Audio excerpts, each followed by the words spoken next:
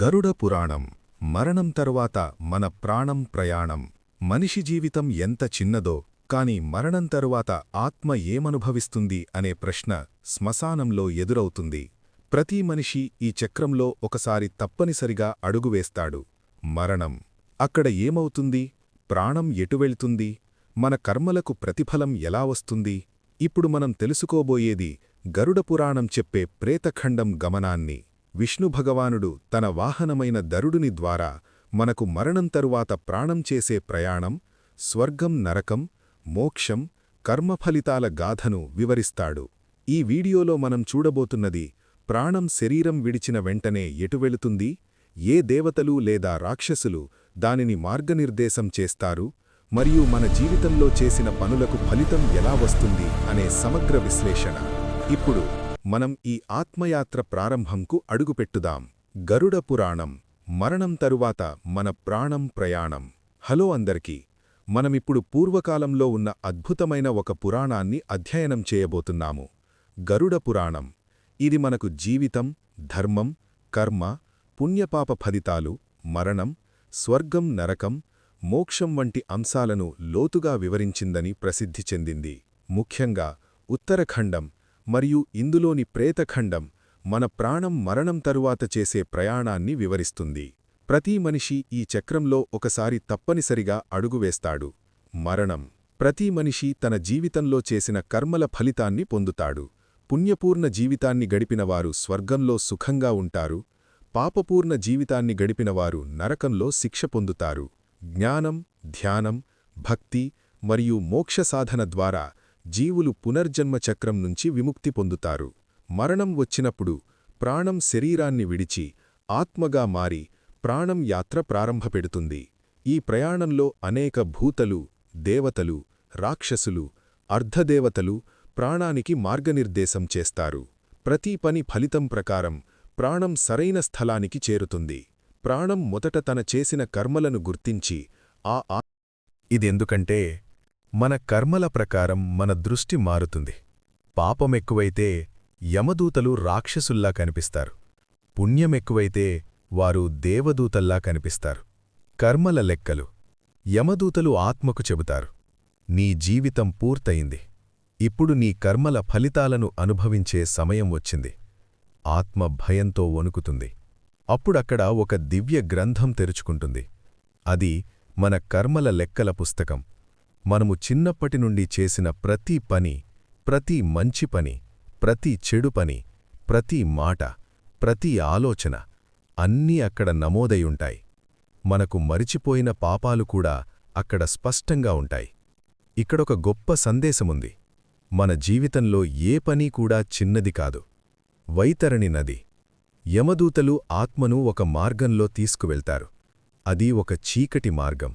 ఎక్కడో దూరంలో ఒక భయంకరమైన నది కనిపిస్తుంది. ఆ నది పేరు వైతరణి. ఆ నది నీటితో కాదు, రక్తం, మలం, విషపదార్థాలతో నిండి ఉంటుంది. అందులో మృగాలు, పాములు, క్రూర జంతువులుంటాయి. పాపాత్ములకు ఆ నది దాటడం చాలా కష్టమవుతుంది. వారు కేకలు వేస్తారు.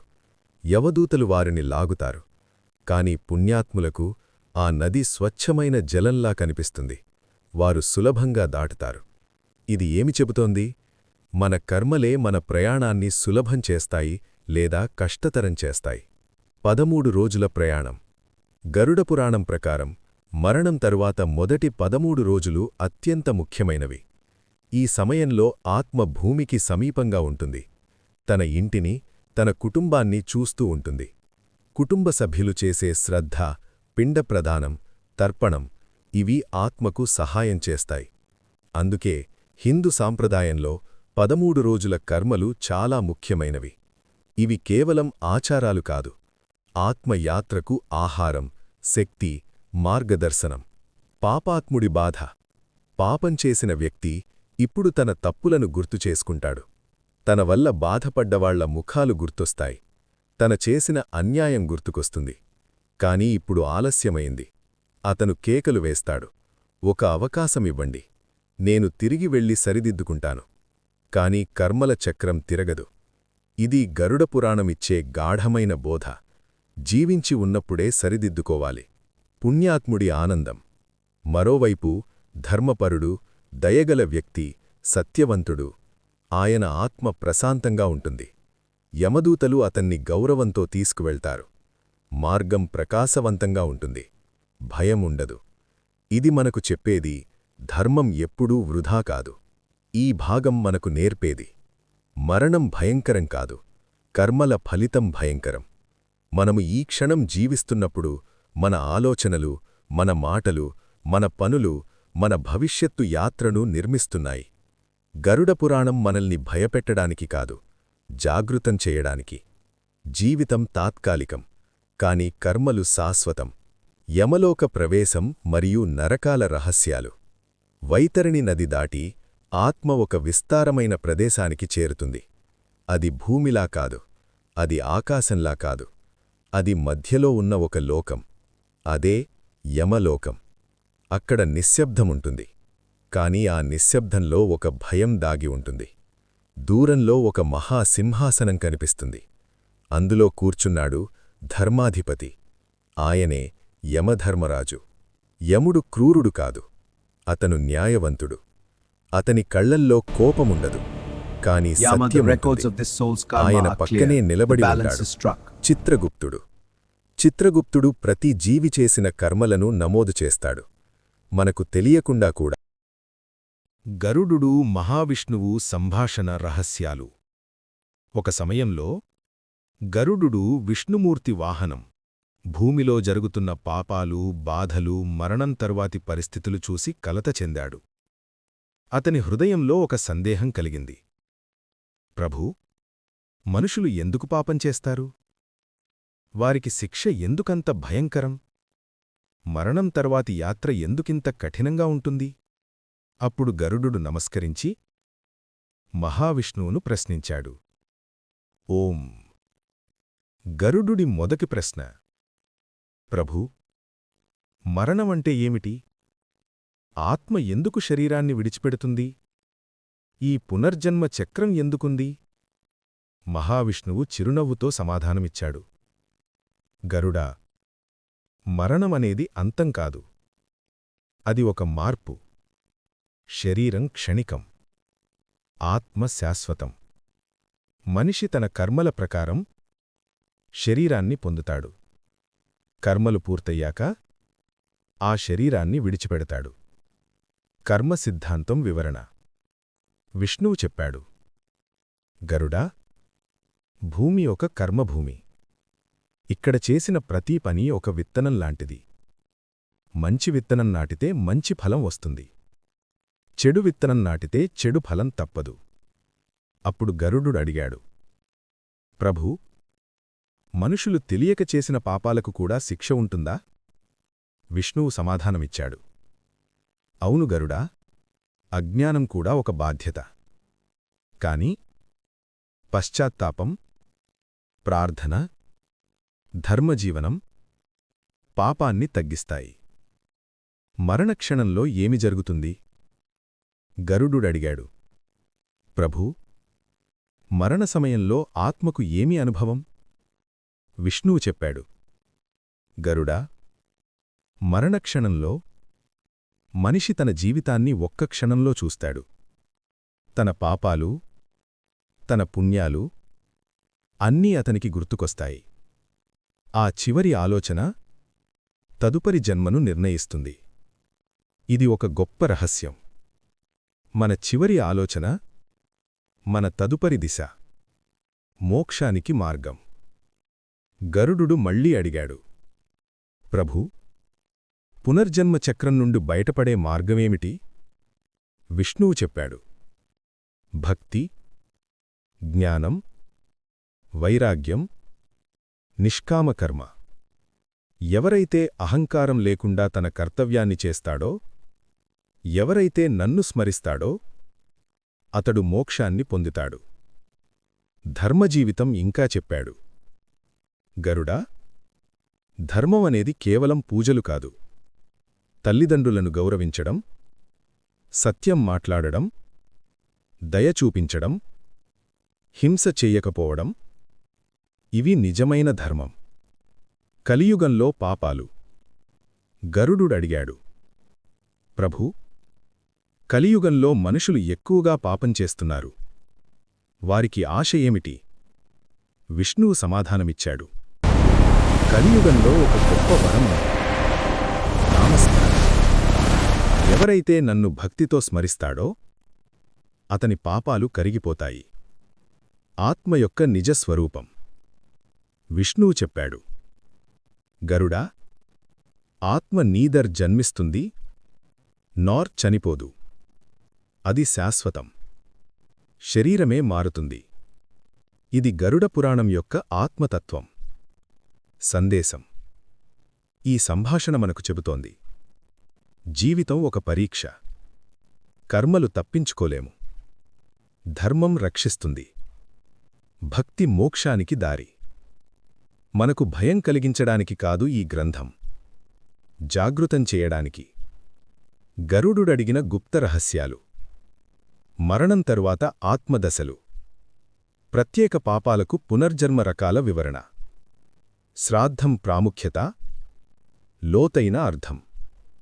ఆత్మదశలు, పునర్జన్మ రహస్యాలు, శ్రాద్ధం మహిమ. గరుడు మళ్లీ నమస్కరించి ప్రశ్నించాడు, ప్రభూ, యమలోకానికి వెళ్లిన తర్వాత ఆత్మ ఎలాంటి దశలను అనుభవిస్తుంది? శిక్షల తర్వాత ఏమి జరుగుతుంది? నరకాల పూర్తి రహస్యాలు మరియు ఆధ్యాత్మిక సత్యం. మనిషి జీవితం ముగిసిన తరువాత ఆత్మ యమలోకానికి చేరుతుంది. అక్కడ ధర్మ తీర్పు అనంతరం పాపాలకు అనుగుణంగా నరక అనుభవం ప్రారంభమవుతుంది. గరుడ పురాణం ప్రకారం నరకం ఒకే ప్రదేశం కాదు, అది అనేక స్థాయిలతో కూడిన లోకం. ప్రతి నరకం ఒక ప్రత్యేక పాపానికి ప్రతిఫలం. ఇవి కేవలం భయంకర కథలు కావు, ఇవి కర్మ సిద్ధాంతం యొక్క ప్రతీకలు. 1. తామిశ్రం. ఇతరుల సంపద దోచుకున్నవారు, నమ్మక ద్రోహం చేసినవారు ఇక్కడ పడతారు. అక్కడ చీకటి మాత్రమే ఉంటుంది. ఆత్మ ఆకలితో, దాహంతో బాధపడుతుంది. వారిని కొట్టడం, లాగడం జరుగుతుంది. ఇది లోభానికి ప్రతిఫలం. 2. అంధతామిశ్రం. భార్యాభర్తల మధ్య విశ్వాసాన్ని చెడగొట్టినవారు ఇక్కడ పడతారు. సంపూర్ణ చీకటి, కళ్ళున్నా కనిపించదు. మోసం చేసిన జీవితం ఇలా చీకటిగా మారుతుంది. 3. రౌరవం. జంతువులను హింసించినవారు ఇక్కడ పడతారు. వారిని క్రూర మృగాలు చుట్టుముట్టి కోరుకుంటాయి. ఇది క్రూరత్వానికి ప్రతిబింబం. 4. మహారౌరవం. ఇతరుల ప్రాణాలు తీసినవారు, హింసను ఆనందంగా భావించినవారు ఇక్కడికి వస్తారు. అగ్నిజ్వాలల్లో మళ్లీ మళ్లీ పడతారు. 5. కుంభిపాకం. జీవులను కాల్చినవారు ఇక్కడ మరిగే నూనెలో పడతారు. బాధ తీవ్రం, కాని మరణం లేదు. 6. కాలసూత్రం. తల్లిదండ్రులను గౌరవించనివారు ఇక్కడ పడతారు. అక్కడ నేల అగ్నిలా వేడిగా ఉంటుంది. చలికి కూడా బాధ, వేడికి కూడా బాధ. ఇది కృతజ్ఞతకు శిక్ష. 7. అసిపత్రవనం. ధర్మాన్ని తిరస్కరించినవారు ఇక్కడ పడతారు. అక్కడ చెట్లు కత్తుల్లా ఉంటాయి. ఆత్మ పరుగెత్తినప్పుడు శరీరం చీలిపోతుంది. ఇది దుర్మార్గానికి ప్రతిఫలం. 8. శూలప్రోతం. నిర్దోషులను హింసించినవారు ఇక్కడ శూలాలతో గుచ్చబడతారు. 9. సాందంసం. దొంగలు, దోపిడీదారులు ఇక్కడ వేడి చేసిన ఇనుప పరికరాలతో బాధపడతారు. 10. తప్తసూర్మి. వివాహద్రోహం చేసినవారు ఇక్కడ అగ్నిజ్వాలల్లో బాధపడతారు. ఇలా గరుడ పురాణం 21 కంటే ఎక్కువ నరకాలను వివరిస్తుంది. ప్రతి ఒక్కటి ఒక పాపానికి ప్రత్యేకంగా. బ్రెయిన్. ఈ నరకాల వెనుక ఉన్న తాత్విక అర్థం. ఇది కేవలం శారీరక శిక్ష కాదు. మనము చేసిన పాపం మన మనస్సులోనే నరకాన్ని సృష్టిస్తుంది. లోభం, అశాంతి, కోపం, దహనం, ద్వేషం, చీకటి, అహంకారం, ఒంటరితనం. గరుడ పురాణం ఈ సత్యాన్ని ప్రతీకల ద్వారా చెప్పింది. ఫ్లవర్. స్వర్గం వర్సెస్ నరకం. స్వర్గం ఒక బహుమతి, నరకం ఒక శిక్ష. కాని రెండూ తాత్కాలికం. శాశ్వతమేమిటి? ఆత్మ. ఓం దాచిన ఆధ్యాత్మిక రహస్యం. గరుడ పురాణం అసలు సందేశమేమిటి? భయపడండి అని కాదు, జాగ్రత్తగా జీవించండి అని. ధర్మం పాటించండి, సత్యం మాట్లాడండి, హింస చెయ్యకండి, దానం చెయ్యండి, దేవుణ్ణి స్మరించండి. అప్పుడు నరకం మీకు దూరం. మోక్షమే అంతిమ గమ్యం. నరకం కాదు, స్వర్గం కాదు, మోక్షం.